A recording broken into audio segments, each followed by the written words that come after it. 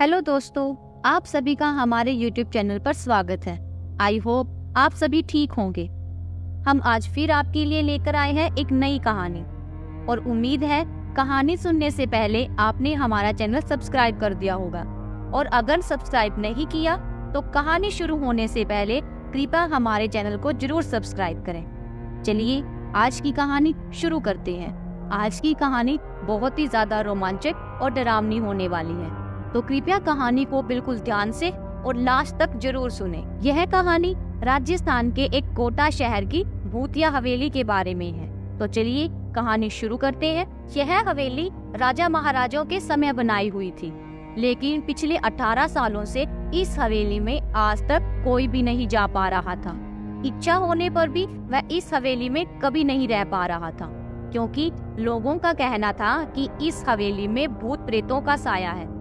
जब अजीत सिंह को इस हवेली के बारे में पता चला तो उसने तय किया कि वो इस रहस्य को जानकर ही रहेगा कि क्यों लोग इस हवेली में नहीं जा पा रहे, क्यों कि ऐसा वहाँ क्या हो रहा है कि लोग इतना डर रहे हैं। उसने मजबूत इच्छा शक्ति से हवेली में रहने की पूरी तैयारी कर ली।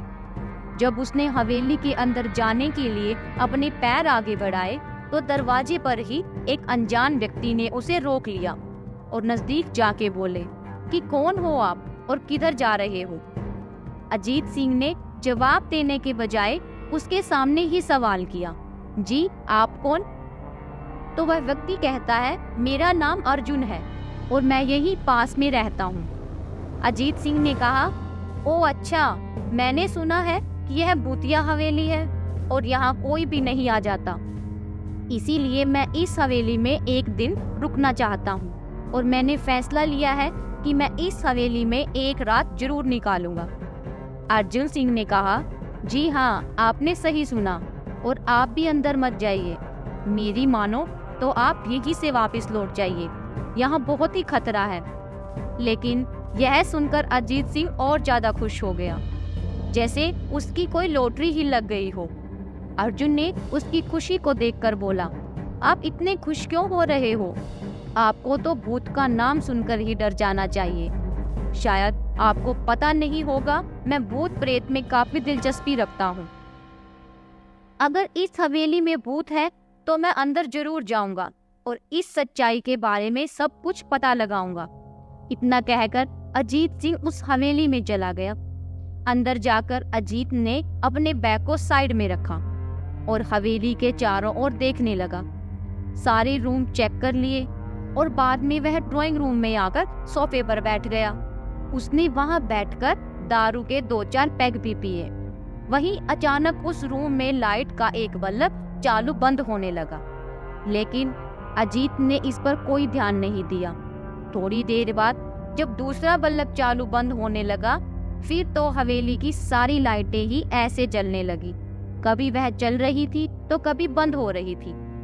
यह सब देखकर अजीत अपनी जगह पर एकदम से खड़ा हो गया और संपूर्ण से सचेत हो गया। अचानक से उसके सामने एक छोटा टेबल हवा में उड़ने लगा। करीबन वह टेबल 6 फुट ऊपर उठकर गोल गोल घूमने लगा और बाद में अजीत की ओर तेजी से आने लगा। अजीत ने तुरंत ही अपनी जगह बदल दी और वह एकदम से दूसरी जगह पर चला गया। वो टेबल वहीं जाकर गिरा जहां पर अजीत खड़ा हुआ था। अजीत कुछ समझ पाता उतने में ही दूसरा सोफा अपनी सीट से उठकर अजीत की ओर चलने लगा। वह बहुत जल्द खड़ा हुआ और छलांग लगाकर दूसरी ओर कूद गया, जिसके कारण सोफा दीवार पर टकराया और अजीत फिर से बच गया। अचानक से सब कुछ शांत हो गया। अजीत ने चारों ओर सतर्कता से देखा और बड़ी आवाज में बोला, तुम जो भी हो सामने आकर बात करो। वहां एकदम से एक बड़ी परछाई सामने आई।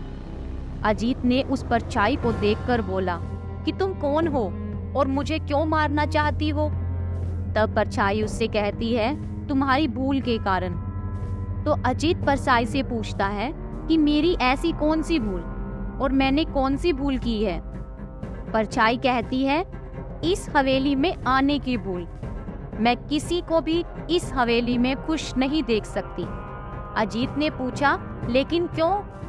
वो परछाई जवाब देती है कि आज से 18 साल पहले इस हवेली के मालिक ने मुझे यहीं पर मारा था और मेरी कोई गलती भी नहीं थी। इस कारण की वजह से मेरी आत्मा इस हवेली में भटकती रहती है। मैं किसी को भी इस हवेली में नहीं रहने दूंगी, क्योंकि इस हवेली में मेरा खून हुआ था। इस हवेली में जो भी रहने के लिए आएगा उसकी ऐसे ही मौत होगी, और अब तुम्हारी भी मौत होगी। अजीत ने परछाई से कहा, मैं तुम्हें तुम्हारे असली रूप में देखना चाहता हूँ, तुम्हें मारने से पहले। परछाई कहती है, मैं तुम्हारी इच्छा अवश्य पूरी करूंगी। और परछाई ने एकदम से भयानक रूप ले लिया। उसका चेहरा देख एकदम से एक क्षण के लिए तो अजीत भी डर गया था, क्योंकि उसका चेहरा ही बहुत भयानक था। लेकिन दूसरे ही क्षण में अजीत ने अपने ऊपर काबू पा लिया।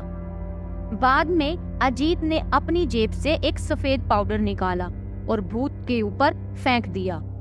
भूत पर पाउडर पड़ते ही वह जलने लग गया। बड़ी बड़ी ज्वालाएं उठने लगी।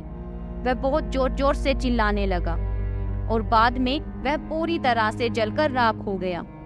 उसके बाद अजीत ने चैन की सांस ली और वह रात को वहीं पर सो गया।